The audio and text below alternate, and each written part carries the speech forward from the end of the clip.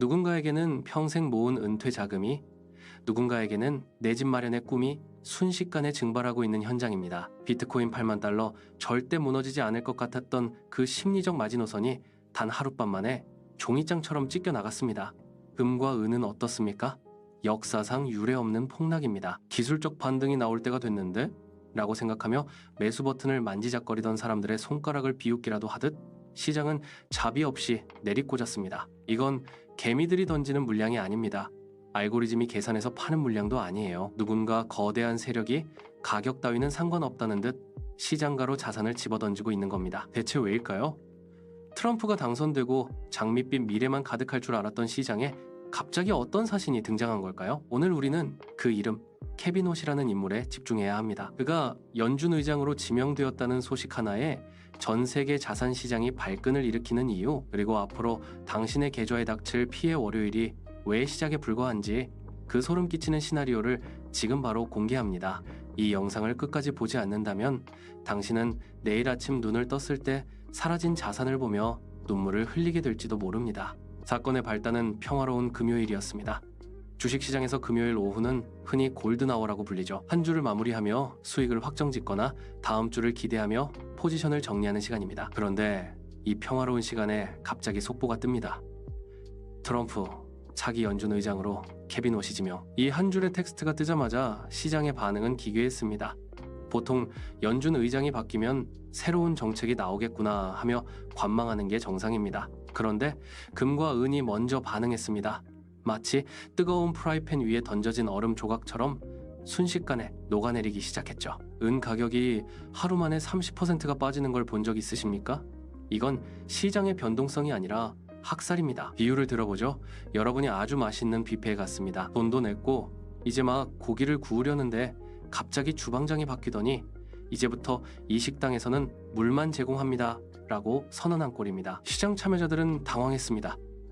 아니, 트럼프가 뽑은 사람이면 금리 확 낮춰서 돈 잔치 벌여줄 사람 아니었어? 라고 생각했거든요. 그런데 왜 자산은 폭락했을까요? 여기서 우리는 담보금의 연쇄 폭발이라는 무서운 개념을 이해해야 합니다. 주식이나 코인을 하는 큰손들은 자기 돈으로만 투자하지 않습니다. 빌린 돈, 즉 레버리지를 쓰죠. 그런데 금과 은, 기술주가 예상치 못하게 폭락하자 이들의 담보 가치가 떨어지기 시작합니다. 마진콜이 들어온 거죠. 야, 너 담보 부족해. 돈 더 채워 넣든지 아니면 지금 당장 팔아. 이 상황에서 가장 만만한 자산이 무엇이었을까요? 바로 주말에도 거래가 되는 비트코인이었습니다. 월요일 아침 뉴욕 증시가 열리기 전에 담보금을 채워 넣어야 하는 세력들이 주말 내내 비트코인을 시장가로 던져버린 겁니다. 비트코인이 8만 달러 밑으로 수직 낙하한 건 비트코인 자체에 문제가 있어서가 아니라 살기 위해 팔아야 했던 누군가의 절규였던 셈입니다. 그동안 우리는 연준이라는 거대한 아빠 밑에서 편하게 투자를 해왔습니다. 사업이 좀 안 돼도 시장이 좀 흔들려도 아빠가 용돈을 팍팍 꽂아줬거든요. 걱정 마, 금리 낮춰줄게, 시장에 돈 풀어줄게. 이게 바로 지난 2008년 금융위기 이후 우리가 누려온 유동성 파티의 본질입니다. 트럼프가 당선됐을 때 사람들은 기대했습니다. 트럼프는 저금리를 좋아하니까 자기 말 잘 듣는 아바타를 연준 의장에 앉혀서 돈을 무한정 풀겠지? 그런데 트럼프가 선택한 케빈 워시는 그런 기대와는 정반대의 인물입니다. 케빈 워시를 한마디로 정의하면 연준 최소론자입니다. 그의 철학은 이렇습니다. 연준 의장이 누구인지 사람들이 알아서도 안 되고 연준이 경제의 주인공이 되어서도 안 된다. 연준은 그저 뒤에서 물가나 잡고 사고 터졌을 때만 잠깐 나오는 조연이어야 한다. 이게 왜 무서운 소리냐고요? 그동안 시장은 연준이 문제가 생길 때마다 구해주러 올 거라는 믿음, 즉 패드푸드에 기대어 버텨왔기 때문입니다. 그런데 워시는 말합니다. 이제 니들 문제는 니들이 알아서 해. 나는 돈 안 풀 거야. 오히려 그동안 너무 많이 푼 돈을 회수할 거야. 이건 마치 성대 결절이 걸려서 창법을 바꿔야 하는 가수와 같습니다. 그동안은 고음을 내지르며 화려한 무대를 보여줬지만 이제는 목소리가 안 나옵니다. 여기서 무리하게 고음을 더 지르면 아예 목소리를 잃게 되죠. 워시는 지금 야, 너 목소리 안 나오니까 이제 노래 그만 부르고 수술부터 해 라고 말하는 의사입니다. 투자자들 입장에서는 당장 내일 공연을 해야 하는데 의사가 무대를 취소해버리니 미칠 노릇인 거죠. 케빈 워시는 아주 무서운 말을 한 적이 있습니다. 인플레이션은 선택이다. 이게 무슨 뜻일까요? 물가가 오르는 게 전쟁 때문도 아니고 공급망 문제 때문도 아니라는 겁니다. 오직 연준이 돈을 얼마나 풀기로 선택했느냐에 달려있다는 거죠. 워시의 눈에 비친 지난 20년의 연준은 방탕한 부모였습니다. 2008년 위기 때 돈을 푼 건 인정하지만 그 이후로도 표심을 얻기 위해 혹은 경제가 조금만 휘청여도 유동성을 계속 주입했다는 겁니다. 그 결과가 무엇입니까? 미친 듯이 치솟은 부동산 가격, 그리고 이제는 통제 불능이 되어버린 미국의 국가 부채입니다. 워시는 공화당의 아주 전통적이고 보수적인 경제 원칙을 따릅니다. 돈의 가치를 지켜라. 그러려면 돈을 귀하게 만들어야 한다. 그가 의장이 되면 가장 먼저 할 일은 금리 인하가 아닙니다. 바로 연준의 뚱뚱해진 몸집을 줄이는 대차 대조표 축소입니다. 시장에서 돈을 빨아들이겠다는 소리죠. 시장은 지금 이 메시지를 읽은 겁니다. 아, 케빈 워시가 오면 트럼프가 아무리 금리 낮추라고 압박해도 자기 고집대로 돈을 회수하겠구나. 비트코인 지지자들에게는 더 큰 재앙입니다. 비트코인이 왜 올랐습니까? 달러 가치가 떨어지고 돈이 흔하게 풀리니까 디지털 금으로서 가치를 인정받은 거잖아요. 그런데 달러를 귀하게 만들겠다는 사람이 연준 수장이 된다? 비트코인에게는 천적 그 자체입니다. 자, 여기서 질문이 생깁니다. 자기 말을 잘 듣고 금리를 팍팍 낮춰줄 후보들이 줄을 섰는데 왜 굳이 자기한테 반기를 들 수도 있는 독고다이 워시를 선택했을까요? 정답은 정치적 생존입니다. 연준 의장은 대통령이 지명한다고 끝나는 게 아닙니다. 상원의 승인을 받아야 하죠. 지금 공화당 내부에서도 트럼프의 무리한 저금리 요구에 반대하는 목소리가 큽니다. 전통적인 공화당 지지층과 월가는 경제의 예측 가능성을 원합니다. 케빈 워시는 완벽한 카드였습니다. 공화당 정통파들이 좋아할 만한 화려한 경력, 월가와의 친분, 그리고 유대인 가문이라는 배경까지 민주당이 반대하더라도 공화당 내부표를 결집시키기에 이보다 좋은 후보는 없었습니다.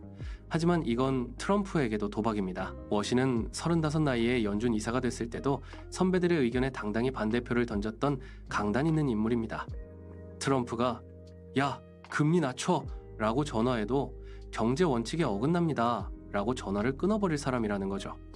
시장은 이 독립성을 읽었습니다. 아, 이제 연준이 대통령의 압박에서 벗어나 진짜 긴축을 시작하겠구나. 이 불확실성이 지금 모든 자산의 가격표를 새로 쓰게 만들고 있는 겁니다. 우리는 인정해야 합니다.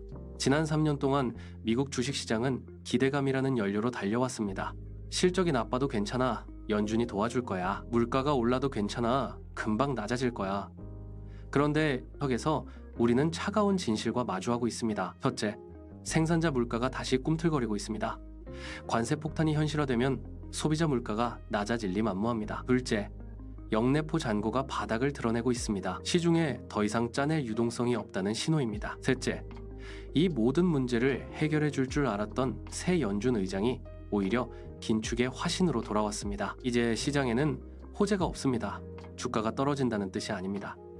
더 오를 이유가 없다는 게 더 무서운 겁니다. 주식은 기대감을 먹고 사는데 기대감이 사라지면 가격은 제자리로 돌아가려는 성질이 있습니다. 이미 미국 증시는 너무 많이 올랐습니다. 밸류에이션은 한계에 다다랐고 여기서 더 밀어 올릴 돈이 말라가고 있습니다. 비유하자면 산소가 부족한 에베레스트 정상에서 마스크도 없이 버티고 있는 상황입니다. 누군가는 산소통을 가져다 주겠지 하고 기다리는데 구조대장이 와서 말합니다. 산소통 안 가져왔어. 알아서 내려가. 이제부터는 누가 더 빨리 안전하게 하산하느냐의 싸움이 될 겁니다. 그럼 우리는 다 망한 걸까요? 아닙니다.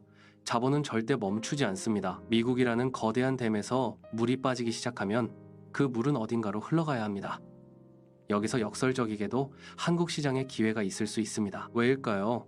미국은 지금 유동성을 줄이려고 혈안이 되어 있지만 한국은 반대입니다. 정부가 증시를 부양하기 위해 정책적으로 유동성을 밀어넣으려 하고 있죠. 국장이 답답하다고 욕하지만 모두가 외면할 때가 가장 쌀 때라는 격언을 기억하십시오. 미국 주식이 비싸서 못 먹는 고기라면 한국 주식은 맛은 좀 없지만 가격은 엄청나게 싼 고기입니다. 물론 한국 증시도 미국이 무너지면 같이 흔들릴 겁니다. 하지만 안전 마진의 관점에서 보세요. 이미 바닥을 기고 있는 한국 주식과 천장에 닿아 있는 미국 주식. 조정이 왔을 때 어디가 더 아플까요? 수익률을 쫓는 해가 아니라 내 자산을 지키는 해가 되어야 합니다. 워시의 시대에는 실체 없는 성장주, 꿈만 먹고 사는 코인은 고통받을 겁니다. 대신 진짜 돈을 버는 기업, 현금을 보유한 기업, 그리고 국가가 대놓고 밀어주는 시장이 살아남을 겁니다. 이제 포트폴리오의 무게중심을 옮겨야 할 때입니다. 여러분, 공포에 질려 모든 것을 던지라는 말이 아닙니다. 하지만 지금의 하락을 단순한 조정으로 치부해서는 안 됩니다. 이건 시대의 흐름이 바뀌는 신호탄입니다. 2008년 이후 18년간 이어져 온 이지머니 시대가 가고 하드머니의 시대가 오고 있습니다. 케빈 워시가 의장으로 앉게 될 시장은 끊임없이 그를 테스트할 겁니다. 자산을 찍어 누르고 비명을 지르며 제발 돈 좀 풀어달라 애원하겠죠. 하지만 워시가 자신의 고집대로 긴축을 밀어붙인다면 그 과정에서 수많은 가짜 자산들이 쓰러져 갈 겁니다. 지금 당장 본인의 계좌를 열어보세요. 내가 가진 이 주식이 혹은 이 코인이 유동성이 사라져도 살아남을 수 있는 놈인가? 이 회사가 내일 당장 은행 대출이 막혀도 스스로 돈을 벌어 생존할 수 있는가? 만약 대답이 아니오라면 당신은 지금 아주 위험한 도박을 하고 있는 겁니다. 빠른 상승장이 끝나면 본질에 가까운 것들만 오릅니다. 공부하는 투자자에게는 위대한 기회가 될 것이고 관성에 젖어 언젠가 오르겠지 라고 믿는 자에게는 잔인한 한 해가 될 겁니다. 마지막으로 당부드립니다. 시장이 열리면 감정에 휘둘리지 마십시오. 담보 부족으로 터져나오는 물량에 휩쓸려 같이 던지는 것은 최악의 선택입니다. 오히려 지금은 현금을 확보하고 진짜 물건들이 싸게 나오기를 기다리는 인내심이 필요합니다. 케빈 워시라는 인물은 시장을 망가뜨리러 오는 게 아닙니다. 수술은 아프지만 그 과정을 견디면 더 오랫동안 건강하게 수익을 낼 수 있는 시장이 열릴 겁니다. 오늘 전해드린 이 긴 이야기가 여러분의 자산을 지키는 방패가 되길 바랍니다. 케빈 워시의 입에서 어떤 말이 나오는지 그리고 연준의 대차 대조표가 어떻게 변하는지 계속해서 추적하고 분석해드리겠습니다. 이 거대한 변화의 파도 속에서 길을 잃지 않으려면 지금 바로 구독과 좋아요, 알림 설정을 눌러주세요. 다음 영상에서는 케빈 워시의 긴축 시나리오에 따른 구체적인 섹터별 대응 전략을 다루겠습니다. 위기는 기회의 다른 이름입니다.